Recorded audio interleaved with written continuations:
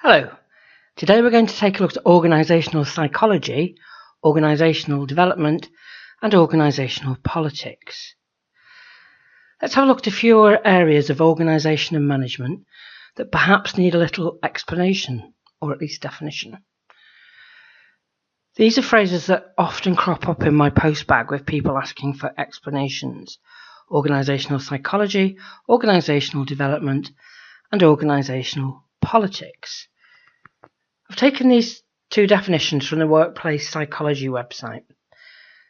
They define industrial and organisational psychology as a field of psychology that studies people, work behaviour, performance of tasks, and work settings to understand how behaviour can be influenced, changed, and enhanced to benefit employees and organisations.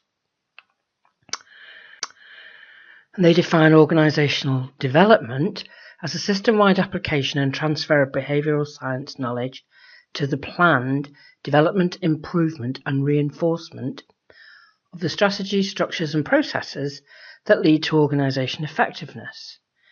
And that website is workplacepsychology.net. So first of all, we'll take a look at organisational psychology. This is also known as industrial psychology, occupational psychology, and work and organisational psychology. It's an applied discipline within psychology. In the UK at least, occupational psychologist is a protected title in law. This means it can only be used by people who are correctly accredited. You can't just call yourself an occupational psychologist in the way that people claim to be consultants or engineers without being correctly accredited. To be accredited or qualified as an occupational psychologist in the UK normally requires a postgraduate qualification, either a master's or a doctorate. The discipline looks at human resource issues, specifically at human behaviour in the workplace, though it's not always part of the HR department.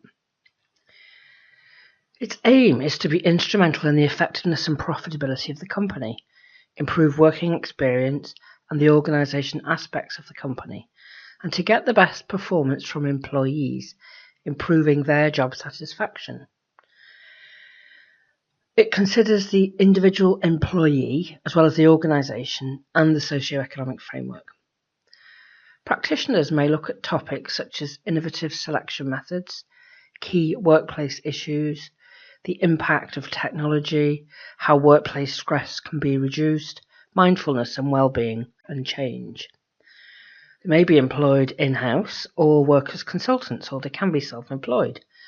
They can work individually or in teams. So what does an occupational psychologist do? I've used a UK-based career advice website called www.prospects.ac.uk/job profiles occupational psychologist. So the information bulleted below is largely based on their site.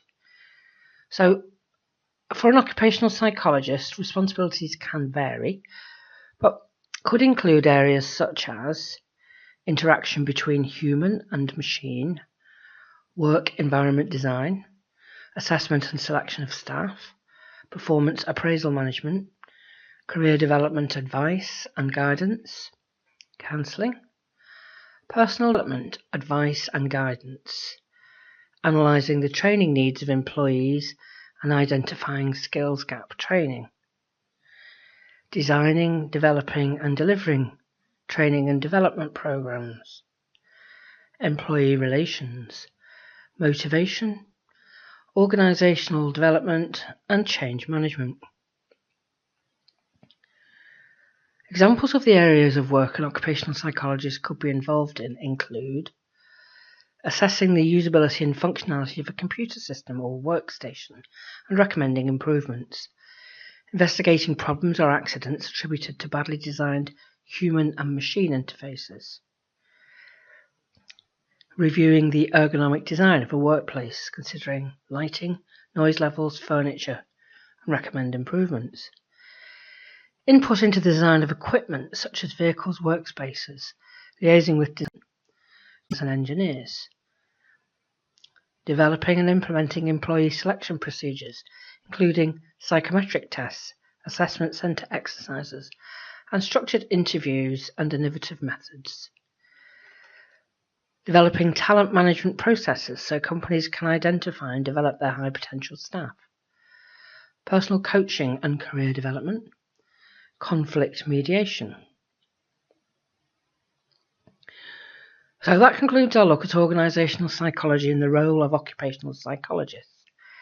In the next session, we will look at organisational development and change management.